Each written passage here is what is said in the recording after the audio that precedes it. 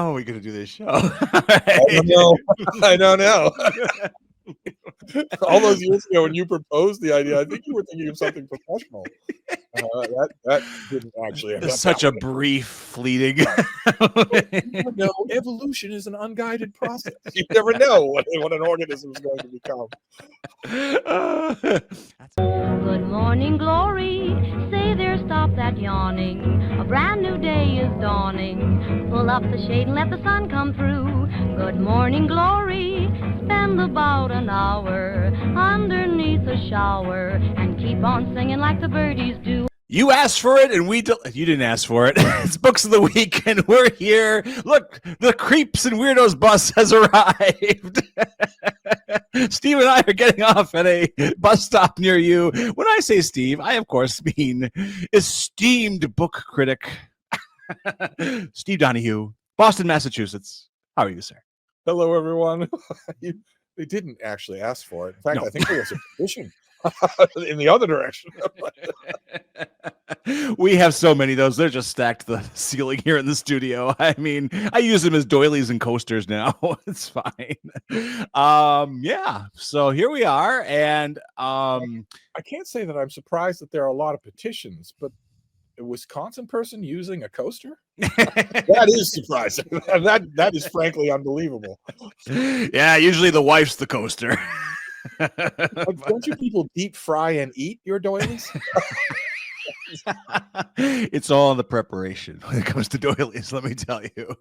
Speaking of doilies and coasters, I want to show a picture from our recent banquet. We had the Books of the Week banquet. It was really exciting. Here we are. I mean, it was really nice. And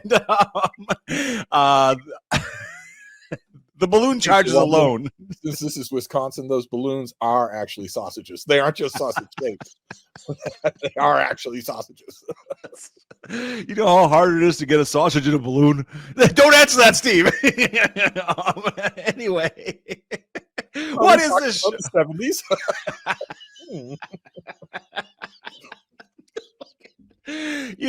Occasionally on this show we talk about books. Yeah, you wouldn't know it, but it's true. And by way of introduction, for those of you who are new, I am a librarian, and Steve's a book critic. I know, you can't believe it. I think the Creeps and Weirdos bus was a better introduction. I think you're right. Yeah, I'm pretty sure they were waiting for us. But anyway, on this show, we like to segment it off with nonfiction and then a fiction book, and then something called the Wildcard, where I take just willy-nilly any book I find on the shelf and think Steve might have words for this. I had a number of people respond to our last segment, those who weren't just hysterical over my evisceration of Bill Belichick. A number of people responding saying, aren't we due for an all Wildcard episode again? It's been a while. It has been a while. Maybe next week. That is a good, very good. I love it when the audience becomes the program directors. Actually, that's not true, because they would ask us both to walk into Lake Michigan, but never mind. One person even went so far as to say, if you do an all Wildcard episode, will that be hard to do, considering that it'll have a different producer? Now, see here.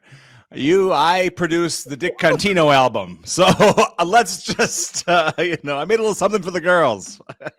when they know that your employment as my producer is hanging by a thread, I swear, the numbers are evenly divided between the people who are rooting for you and the people who are rooting for the thread. Oh, boy. Well, fight amongst yourselves. We'll be here. We'll be here all week. Steve, I know you have a nonfiction title for us, and I'd love to hear about it. A great big thing. It's a huge release, but it's also physically a great book. It's Ron Chernow's new biography, 1,200 pages. On Mark Twain. I picked it up yesterday. Whoa, a little sore today. Yeah. Now, there are those who would say that a 1,200-page book of any length is a failure in editing rather than a success in research. Mm-hmm. You could make that point with this book. Ron Chernow is, of course, beloved for his biography of Alexander Hamilton. Yep. Unfortunately, despite my best efforts, he's also fairly popular for his biography of George Washington, which is hero worship from beginning to end. an utterly ridiculous 1,000-page effort in jury tampering. That isn't true, for instance, with his big biography of Ulysses S. Grant. Sure. His Grant book is very good, although too long. Mm. And this book is even longer. Mm-hmm. And Mark Twain has been the subject of biographies that would fit neatly into 1/3 this space. Sure. But very good. Fred Kaplan, 60 years ago, did not think he needed 1,200 pages to write a life of Mark Twain. But this is everything. Obviously, if it weren't everything, you could sue Ron Chernow. It better be. Childhood in Hannibal. It's the dude in brown corduroy working his way up in newspaper business. It's the breakout hit in the writing. Which was not, any of the novels that we know him for. It was nonfiction work. Broke him out, and then becoming a world figure. Mm-hmm.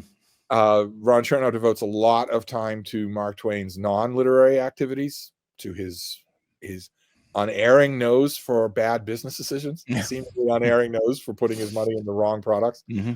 And there's an extended family. Chernow devotes a huge amount of space to all of that, to all of the daughters, to the secretary, to the wife, to all of the friends and whatnot, and takes you from cradle all the way to grave. The Citizen Kane of Mark Twain books. Well, yeah, except imagine Citizen Kane the movie without Rosebud. Oh, where it's just you're just there from beginning to end, right? That's the reservation that you might be hearing in my voice. Is that that's what this is? It's extremely dutiful. Yeah. It's very good. It doesn't have any of the jury tampering that was in the Washington book. It's much closer to the Grant book in that regard. Mm-hmm. I imagine when you're a biographer and you do something like this, you're spending a lot of time in archives, or in Ron Chernow's case, you're spending a lot of time ordering, other people to spend a lot of time in archives. And the temptation is always there to dump your research into your book. Otherwise, it feels, surely I should use this. Mm. You have that kind of feeling, surely I should use this. And a lot of the research for a Grant biography overlaps with the research for a Twain biography. I think that those elements play into why this is so long. Mm-hmm. But it's a bad thing when you're reading a new biography and the main thing you're thinking about is how long it is rather than how good it is. That's a bad thing. Yeah. And I don't believe there's a reader of this book who's gonna finish it and say, I wish it had been longer. Yeah. Were there any revelations, like something you think, oh, I did not know that? Decided. I don't know what, I actually haven't kept track of what kinds of things along those lines the publisher might be ginning up, but there isn't anything at all. Mark Twain has been thoroughly covered, and there is nothing new at all. There are some interesting elements, of course. If you don't have interesting material, then you're going to have interesting new slants, depending on what time, what epoch, what year you're looking at. Naturally, we're going to be more concerned now than, for instance, Fred Kaplan might have been a long time ago, with Mark Twain's development of thinking along racial lines. Mm-hmm. It's true that he worked himself out of the racism that he was born with, that he grew up with. And Chernow does an extremely extensive, letter by letter, burp by burp, chronicle of that development. It's there, and it gets the emphasis that it, of course, deserves in what is a more racially conscious age. But so if I made the choice to watch the Will Vinton claymation movie, The Adventures of Mark Twain from 1986 over this book, it'd be okay. Well, no, it wouldn't be, because it would feel you to be the kind of dateless wonder that we all know you. There's never really a good reason to do that. Folks, he's an awful crab. He used to be a prince. But there is actually alternative here. I don't want to be crass. We're giving the A block to Ron Chernow. Mm-hmm. But Ron Powers wrote a book about Mark Twain a couple of decades ago. 15 years ago. It's less than half the length of Ron Chernow's book, and better. Cool. Yeah. In every way, better. More enjoyable. Put a picture of that here too, so people can actually. I'm not saying that Ron Chernow's book is bad. No. But God Almighty, is it long? It's a library. Choices are what we're all about. Right. Right. If you're, I am not criticizing this book. I think it's a little bit lifeless in a way that most biographies are, and the fact that it's a little bit lifeless doesn't necessarily debar it from reading. The fact that it's a little bit lifeless becomes a major crime when it's 1,200 pages. Yeah. If you're going to write a relatively lifeless book, 400 pages should be your absolute limit. I don't think you should write a lifeless book at all. Maybe avoid that. Yes. If you are the type of reader who likes the feeling of really settling into a gigantic landscape of a book, you'll get that with this, definitely. So I'm not suggesting the Ron Powers book as an alternative. Sure. In that sense. It's just, but if you're pinched for time, right? It's the age-old reviewer's nostrum. If you were going to read only one book on this subject, believe it or not, it shouldn't be this one. Yeah. Despite how long it is, it shouldn't be this. I will say, as I was hauling it from box to shelf, I gave it the old, "Hey, if I crack this open in the middle, is it interesting?" test, and this one was. I mean, I found a few. I just thought, "Oh, that's cool." That's so. I mean, yeah. Right. It's not a bad book. It's just, I have to wonder though, when you mentioned getting it and carting it to the shelf, is there a drop off in your library of public interest in books when they're this long?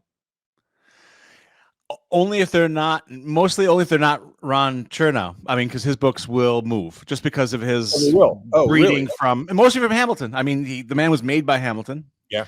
And so even people probably have little to no interest in Mark Twain will probably at least consider taking this home and giving it a whirl. So it'll do well. Get more than one copy? Yeah, the whole list is hiking up. So only Barbara Streisand and Mark Twain wield that kind of power here in the Cedarburg Public Library. All right. Well, this is not a case. Sometimes when I hear that, I wag a finger. This is not a case. This is not a bad book. It's just there. It's often just there, and I worry that too much of it feels like you're just dumping your exposition into the book because you researched it, and if God damn it, if I did this work, you're going to do this work. And the reason that I hesitate, the reason that I sound so, the reason why I'm quailing just a little on here is because that's the idea that people have of biography just in general. Yeah, and that's totally wrong. And I don't. This is not going to do anything to dispel that thinking. Yeah, absolutely.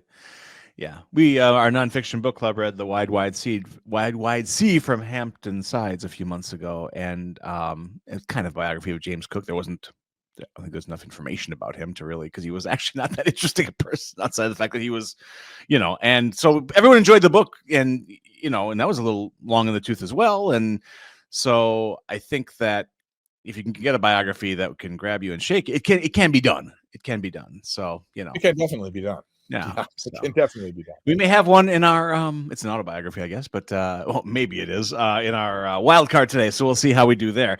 Speaking of a book that is Melania's book, is it? I would never bring that in the studio again. I finally removed all the stench. It took weeks. It was so much Christian Dior in the air, whatever she's spraying these days. So, but speaking of a book and an author who's always there, I think it's time for our fiction selection. Let me get my helmet. I have a flak jacket and helmet. So you won't need a helmet. Steve is completely peaceful. I'm as cuddly as a little kitten. This is what I hear. Yes. Our B block, our fiction selection, is Never Flinch by the perpetually beloved Stephen King. I'm about to flinch. A police department gets a threatening note. Mm-hmm. A number of innocent people will die so that one guilty person will die. Is it or is it not connected with a whole bunch of hate that's being generated by a women's rights speaker out on the stump, filling auditoriums with people saying, we're not fashion accessories, we're real people? Could it be connected with that, or could it not? Will this local police department buckle down and examine postal rates, talk to letter handlers, maybe put a car on the house of the female activist, maybe some sort of analysis? My hands are sweating. I'm sure they'll do those things, but you know, they've only got multi-millions in a budget. What they're really going to want to do is talk to Holly Gibney and her wacky friends.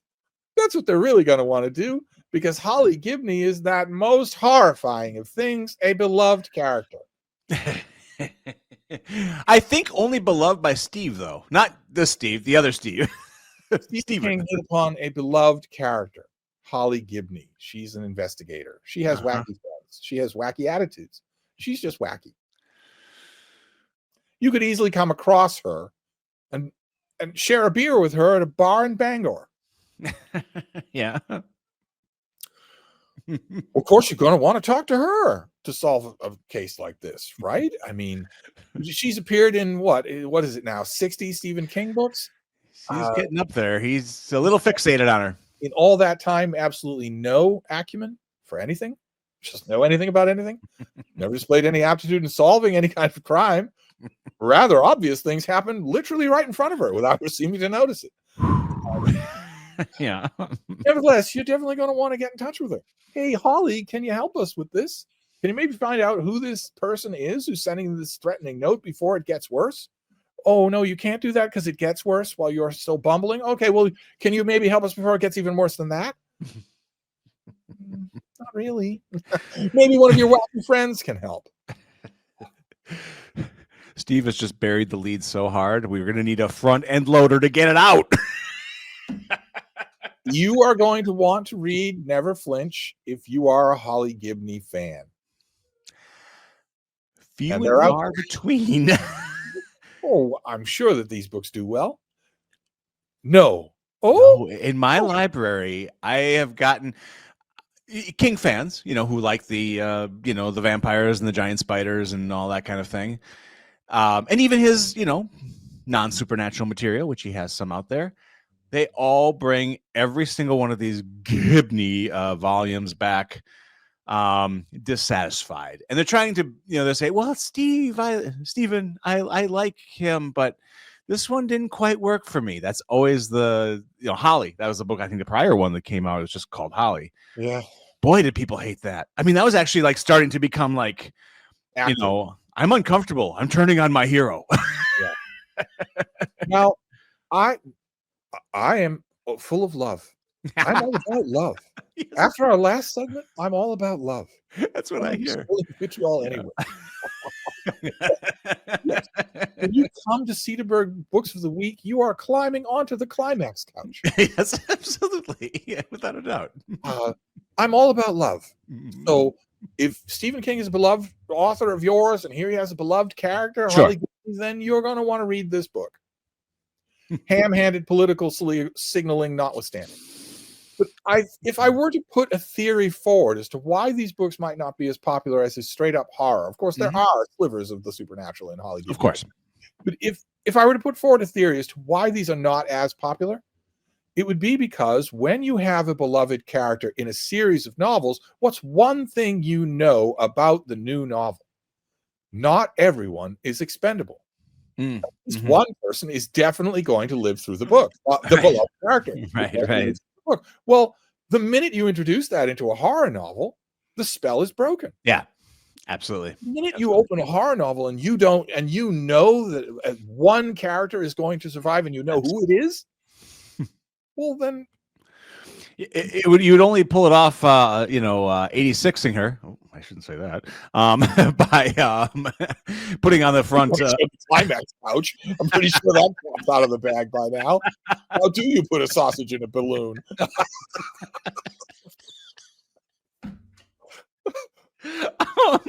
But you'd have to put it on a foil thing on the cover that says the final Holly Gibney book. Then you'd be like, oh, okay, now there's some more involved. My goal in all of these segments is to produce a falsetto note in my producer. That's when we hark back to my favorite year. So this one might not have worked for you, Steve. Oh, no, it did, of course. It's a beloved author giving us a beloved character. I'm waiting for this guy. Where's this guy? Come on. That's what we're here for. If the villain, the real bad guy in Holly was systemic neglect of the elderly, well, surely that's what you sign up for a Stephen King novel to read. And if the real villain of Never Flinch is incel culture, well, surely you sign up to be lectured by Stephen King on some social aspect instead of being thrilled and entertained. And if you've been thrilled and entertained by this author over the last 50 years, it's possible that the lobotomy didn't take. You really ought to maybe. Oh, sorry. You know, Warm and fuzzy, warm and loving. It might be time to try a different author. Yeah, if Steve's not going to go off, I am. Now, see here.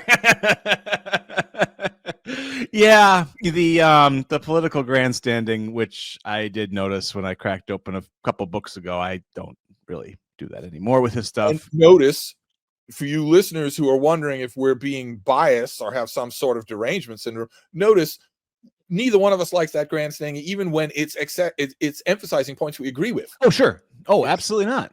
It's still tinny. It doesn't matter either way. It don't make for great literature. That was supposed to be some sort of thriller. And if in chapter 3, 13, and 30, the author is rather leadenly put forward the idea that a beagle should be president of the United States, I still wouldn't like it. Well, you might be okay with that. Did Beagle do the producing? Next week, Stephen Snoopy will be bringing you books. Well, there you go. So it's a mostly recommend and a avoid at all costs. Both the opening segments of the show are pure love. Pure love. Come to the official Books of the Week's Egg Drop. He'll do wonder. These are beloved authors. Both. Far be it for us to get in the way of a beloved author. Before we break the internet, let's do some wild cards here. I know they're all saying, well, I don't understand. Usually his rants make me feel horrible, and I shouldn't want to feel horrible, but I do want to feel horrible. What's going on here? I feel like all of our viewers now have like a strained neck. I'm like, here it's coming. It's coming. Oh, it's Holly Gibney. Oh, come on. She's wacky. Oh my. Well, the next Holly Gibney book might be written by the way, we're officially now into the Wildcard segment of the show. It might be written by AI. And this guy, the optimist, yes, Sam Altman, OpenAI in the race to invent the future by Keach Hagee, I guess. Yeah. Did you give it a look? I did. I read it. It had potential, and it squandered that potential, much like AI itself, much like Sam Altman itself. I will point out here, point that I make on this channel sometimes, but not often enough. Simply being a billionaire, regardless of what you do, is evil. That's simply true. Being a billionaire is an immoral act. It is an immoral act. But in addition to that, I don't really. I mean, I read the book, and I will say the author makes it readable. You won't stop reading. But honestly, I don't want to know anything about Sam Altman. No. Or Bill Gates, or Mark Zuckerberg, or their product. You'd like to know their product. I don't want to know anything about these people. Sure. There are a whole bunch of people in the world I do want to know about. I don't want to know about the people that now run the world at all. I don't want to know about them at all. Well, Steve, would you like to know anything about this guy, the ultimate mogul? We got Barry Diller. Who knew? Yeah, who knew? I read this as well. And the answer to the question is you certainly won't. By the end of this book is a solid meringue cake of lies. It is entirely lies. Barry Diller has ruined careers. He has destroyed people simply because he was bored on a Wednesday morning. He has had people killed. He has had people tortured. And what are you going to We're not talking about Steve and my relationship, by the way. We're talking about Barry Diller. What are you going to get in this book? I thought we should just have a gentleman's handshake. Remember when things used to happen that way in this town? Oh, my God. How many times does the phrase "this town" happen in this book? Drinking game. Not making movies, but making pictures. Oh, my God. I wanted to strangle him. As he has had people strangled. Interns strangled. I'm sitting behind my desk, and this deal for this mermaid picture didn't go through. You, executive producer, I want you to strangle that intern. What's her name? What, you mean hire somebody? No, I want you to do it yourself. What, you mean in the dead of night? No, right here in my office. Oh, God. Oh, no. Of Barry Diller's life. Nothing, literally not one particle of his life makes it onto the page in this book. Not one particle of it made it past the army of lawyers here. So why would you read this? Why would you read it if you know that it's all false? To the viewers of Books of the Week, I would like to say you're welcome, because the rant you were looking for with Stephen King, I brought you with Barry Diller. So you're welcome. I don't know, as a matter of public record, whether or not Barry Diller has ever had anyone killed. I don't know that as a matter of public record, but it's the kind of thing that would not make it into this book. That's the only reason you'd read a book like this. Yeah. What is it otherwise? What is it otherwise? The whole book is just the dream of that Barry Diller thinks of himself. It's the movie version of his life that he would like to see. Absolutely. You know, little kid enraptured by movies makes it big in the movie biz in this town. Yes. Make pictures in this town. Yeah, right. No dead bodies anywhere. No ruined careers anywhere. No substance abuse anywhere. No, nothing like that. When anyone at all, you could be a furniture vendor in Oxnard. You're going to know beyond a shadow of a doubt that that's the only way you do make it in Hollywood. That's all there is. And yet none of it's there. Instead, this is just a fantasy version. I was going to say it's science fiction, because you have this squeaky clean kid who's a squeaky clean, geezer who never did anything wrong and made pictures. Is that what I'm hearing? In the chapters where he does something wrong, I'm going to have to get tough with you. I'm going to have to get tough with you. No more invites to the house for Christmas or Hanukkah. Yes. That's the extent of it. That's the extent of him getting tough with somebody.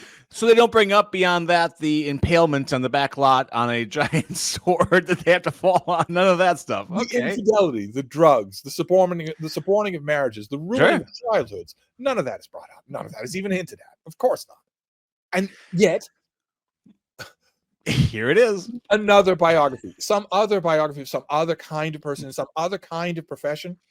You might be able to get away with that and just assume that no one's going to know. For instance, years and years ago, David Rockefeller had a great big biography. Mm-hmm. Don't need to get into details, but none of that stuff was in that book either, and you could read that book on face value. Because what do you know about David Rockefeller? But Hollywood, we all know. We already know. We know he's lying. Oh, my. Wow. The blurbs are really weird on this bat. I won't read them to you, but when you get this, if you happen on pass this book at Barnes & Noble, pick it up and read the back blurbs, because they're very telling. They're so like, wow, of all the books I read, this is one of them. The blurbs on the back confirm what I'm saying. Everyone who knows this book is a lie from start. They do.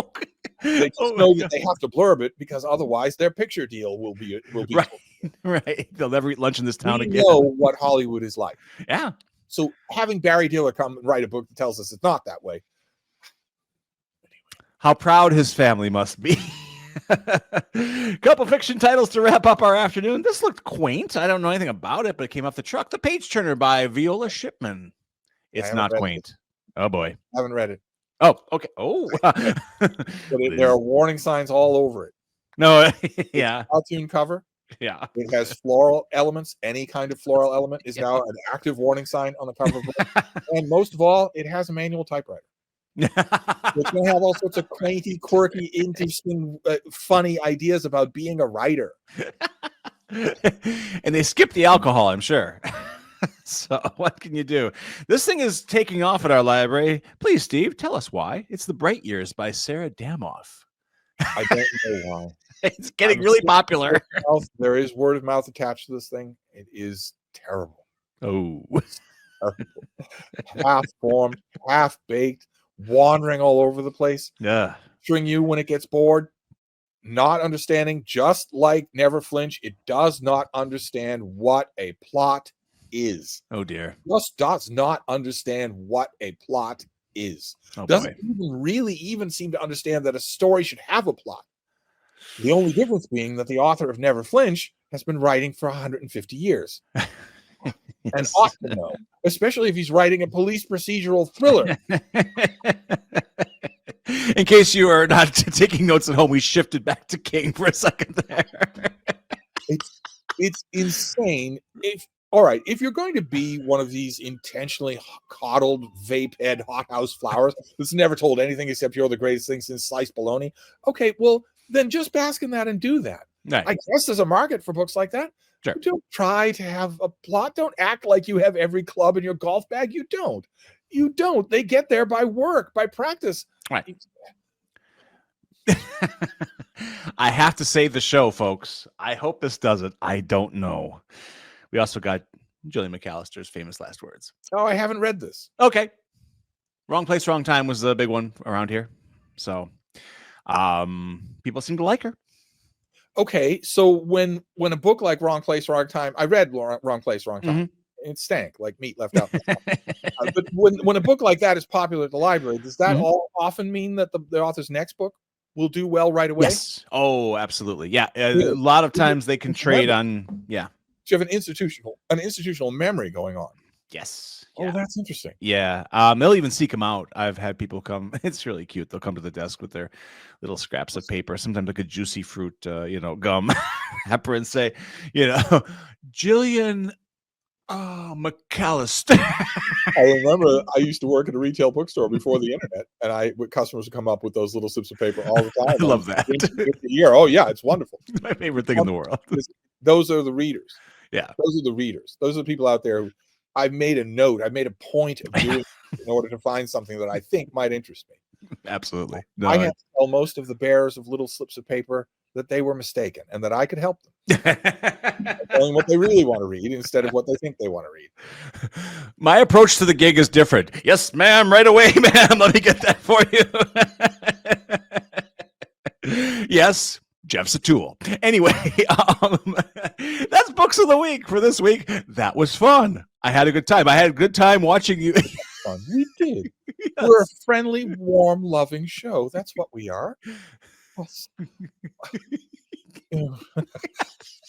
But I didn't say that. I didn't say that. You were very good. Friendly, warm, loving show. That's what we, after last week's episode, that's what we are. We're friendly and loving and warm. I just think you're wearing a trust this week because you broke something last week. That's what I'm worried about, but that's okay. Hey, we'll be back. You know what's wonderful about this show. Don't answer that. But anyway, we are supported by, miraculously, a little group here in Cedarburg. No, not the Ladies Auxiliary.